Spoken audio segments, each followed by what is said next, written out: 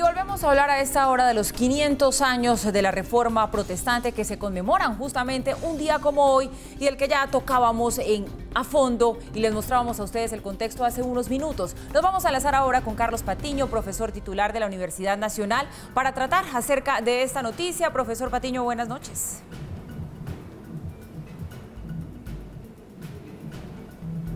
Hola Paula, buenas noches. Bueno, profesor Patiño, han pasado 500 años, la verdad, esto es muchísimo tiempo. ¿Cuál podríamos decir que es a hoy como esa herencia positiva que ha dejado la Reforma Protestante en el mundo y específicamente también en Alemania, que fue donde se gestó?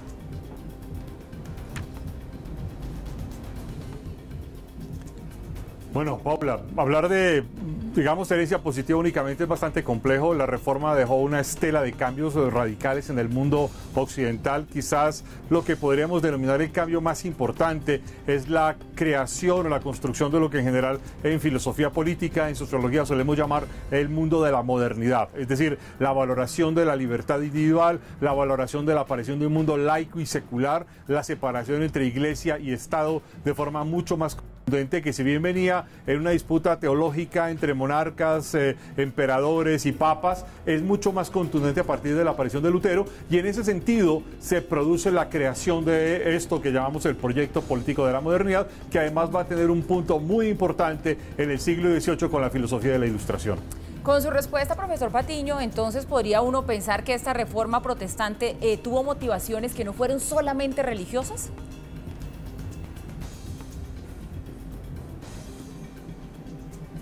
A ver, tuvo motivaciones religiosas y básicamente religiosas desde la perspectiva de Lutero. Lo que Lutero hace exactamente hoy, hace 500 años y unas 10 horas, que es el 31 de octubre de 1517, cuando Lutero clava las 95 tesis teológico-políticas en la Universidad de Wittenberg, en la iglesia de la Universidad de Wittenberg. Lo que sucede es que Lutero hace una interpretación teológico-política de la iglesia, clava 95 tesis teológico-políticas que fueron aprovechadas profundamente por los emergentes príncipes alemanes de las ciudades de la Liga Comercial, lo que se suele conocer como la Hansa, que además ven en Lutero un puntal importantísimo para profundizar la separación entre la Iglesia y el Estado.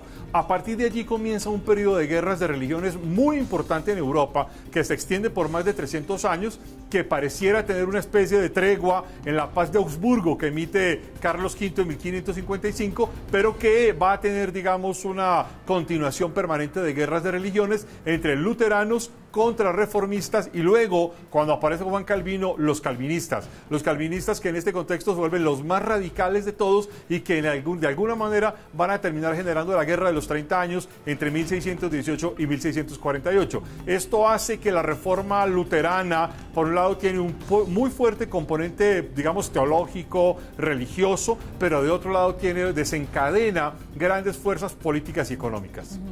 Profesor Patiño, en su momento, como ya usted lo relataba, pues esta reforma protestante significó una división bastante grande a nivel del catolicismo. 500 años después, a hoy, ¿qué está pasando entre católicos y protestantes? ¿Se podrían ver como aliados? ¿Cuál ha sido el papel un poco ahí del Papa Francisco en lo que está pasando hoy?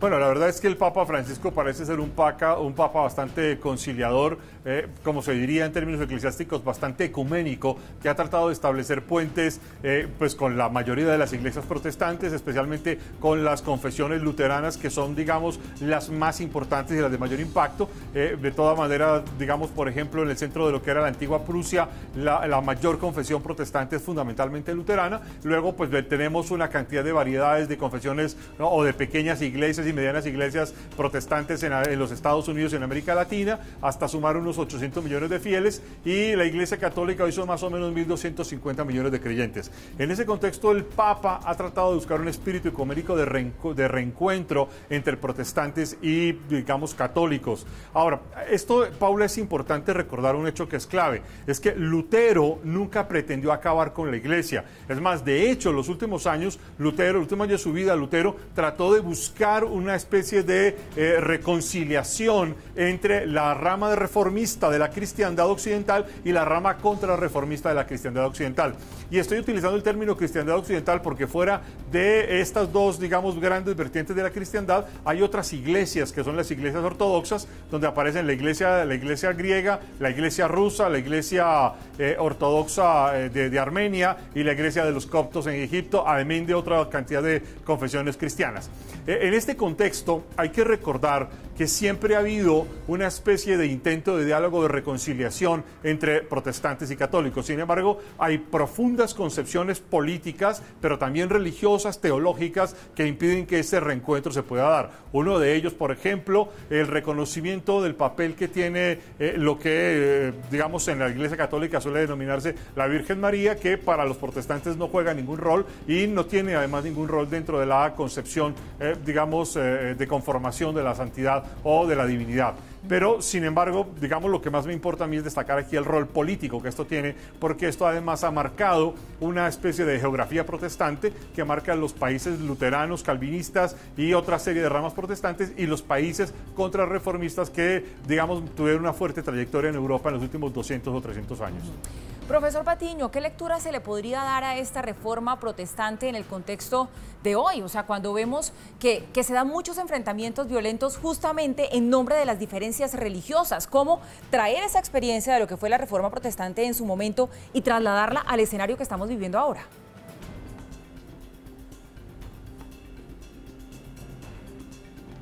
Hay dos aspectos, dos partes de la pregunta que quisiera responder de la siguiente forma.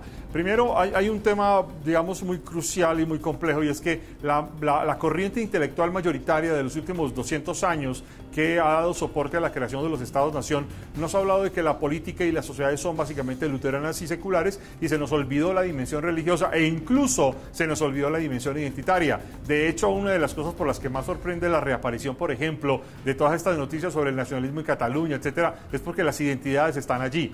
Esto pasa mucho con la religión y se nos olvida que las religiones aparecen y se juegan un papel fundamental.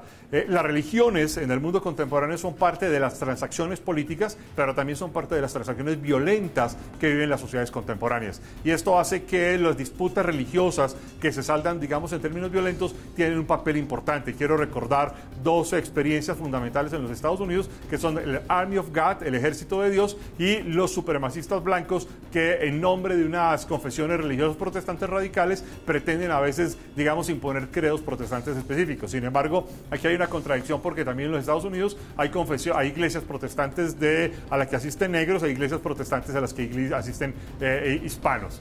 El otro asunto que es muy importante y es que a partir de la experiencia, sobre todo lo que hace Carlos V, el emperador español, que era el gran emperador sacro emperador romano germánico en la primera mitad del siglo XVI, surge una fuerte experiencia de lo que podríamos llamar la tolerancia religiosa, que tiene grandes implicaciones de tolerancia política y que permite la formulación de la Paz de Augsburgo en 1555, de forma tal que la tolerancia aparece como una virtud no solo religiosa, sino que aparece fundamentalmente como una virtud política con implicaciones jurídicas, que es lo que además, entre otras, ha permitido pensar en el mundo occidental en los mecanismos de reconciliación social. Pues qué interesante volver sobre este tema de la reforma protestante 500 años después. Profesor Carlos Patiño, profesor titular de la Universidad Nacional, como siempre, muchas gracias por dedicarnos minutos aquí en Red Más Internacional y ayudarnos a entender más a fondo todos estos temas que nos interesan. Muchas gracias. Muy buenas noches.